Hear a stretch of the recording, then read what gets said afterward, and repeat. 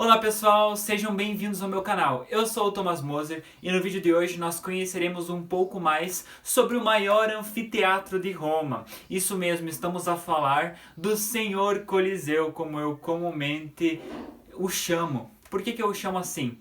Senhor Coliseu, primeiramente pela sua idade. Ele que começou a ser construído lá pelo imperador Vespasiano em 72 depois de Cristo e foi concluído em 79 depois de Cristo pelo filho de Vespasiano, o imperador Tito. Então a gente percebe aí que ele é de fato um senhorzinho, né? Muito tempo já que ele perdura no tempo e espaço.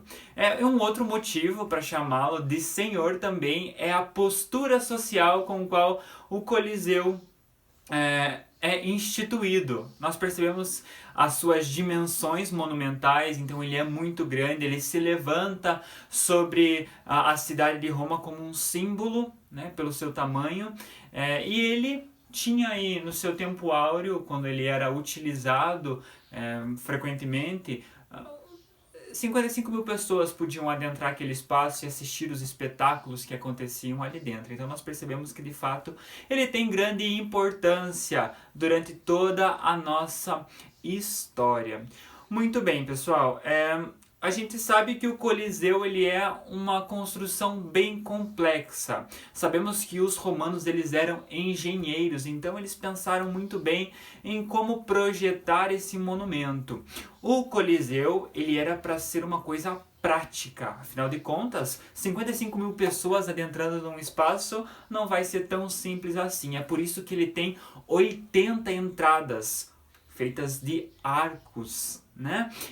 E dentro do Coliseu, logo que as pessoas passam por esse arco, ele tem grandes corredores. Os corredores foram projetados de um modo mais largo para que o fluxo de pessoas fosse mais ágil, sem que tivesse empurra-empurra, né? E aí chegamos às estimativas. Estima-se que as pessoas demoravam em torno de 10 minutos para, depois de entrar, né, no Coliseu, assentar-se nas arquibancadas e tomar o seu lugar. Então, de fato, é muito bem planejado, muito prático o Coliseu. Quando nós nos deparamos com o Coliseu pela parte de fora, pela parte externa, nós percebemos que ele segue o estilo romano de se produzir, né, de se edificar.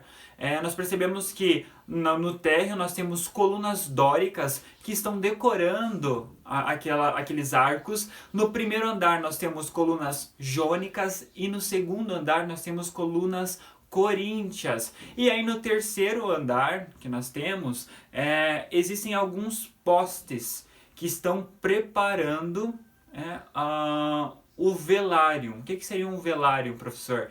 O velário é a parte onde eles estendiam um toldo sobre toda a arena, para que em dias muito quentes, ensolarados, aquele sol, aquela radiação, aquela luminosidade não viesse a atrapalhar tanto o conforto quanto ao calor, como a própria luminosidade atrapalhar a vista das pessoas que estavam assistindo aos espetáculos. Então, um toldo era estendido sobre toda a área do Coliseu. Então, nós percebemos aí que de fato ele foi muito bem planejado, certo? E como todo senhor, o Coliseu já foi jovem. E no seu tempo áureo, o Coliseu ele não tinha essa aparência que nós vemos hoje. Primeiramente, pelo fato de que ele era completo, todo circular, né?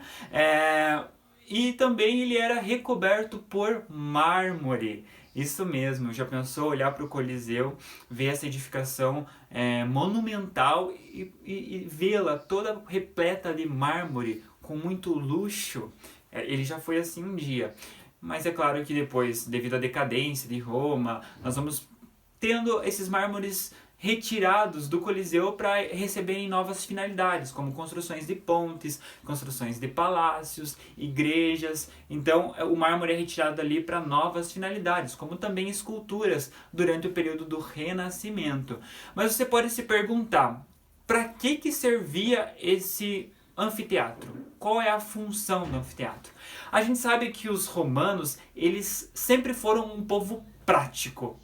E um povo que gostava de ver sangue, gostava de lutas, né? E eles trouxeram para dentro dessas arenas, desses teatros, nesses anfiteatros, essas cenas dos quais eles tinham gosto para ver. E é aí que nós vamos ver os combates dos gladiadores acontecendo.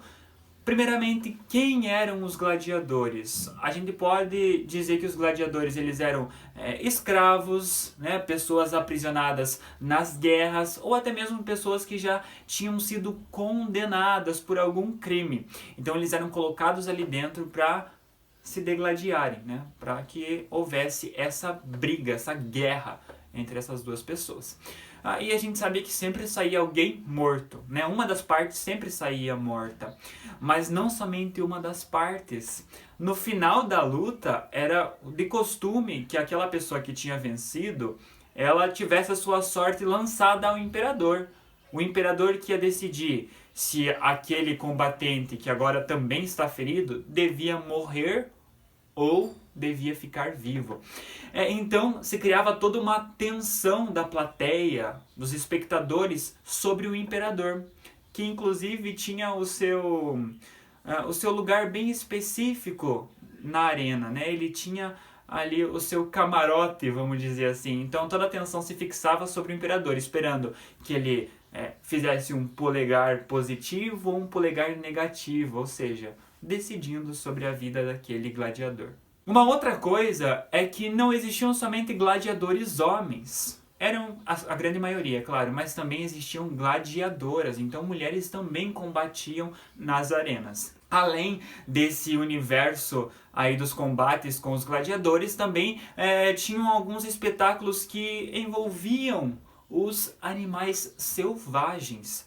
E esses animais eles eram exóticos, porque muitos deles tinham sido trazidos de outras regiões do globo, como por exemplo da África.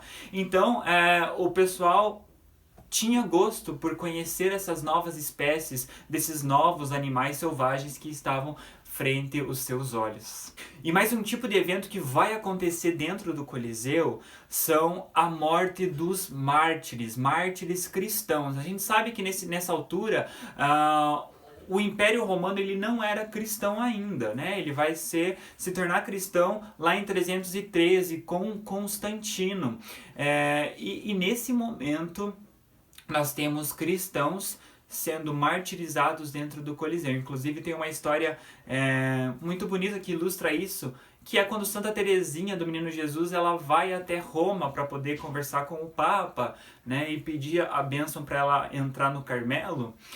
Santa Teresinha com sua irmã, acho que Celina, se não me falha a memória, as duas entram escondidas no Coliseu para beijar o solo do Coliseu, beijar aquele solo que foi regado pelo sangue dos mártires, né? Então, isso é uma coisa que também acontecia frequentemente dentro do Coliseu. Coliseu, de onde vem esse nome? Por que o nome Coliseu? Perto desse anfiteatro existia uma escultura do imperador Nero.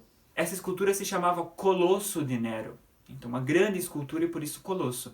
Quem foi Nero? Nero foi um imperador de Roma, muito conhecido pela sua crueldade. Ele tinha grande ódio aos cristãos, matou vários cristãos.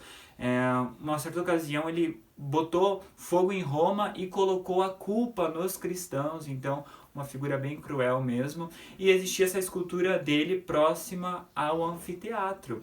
E é por isso que possivelmente o Coliseu ficou conhecido por esse nome, né? Então, porque ficava próximo da escultura do Colosso de Nero, Colosso Coliseu.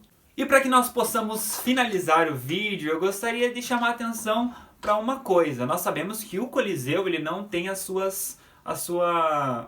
estética inicial. Afinal, o Senhor Coliseu já tem muitos anos de vida e isso faz com que ele vá se degradando, né? Então nós temos um lado que está parcialmente completo, o outro já está mais destruído. E o que destruiu o Coliseu?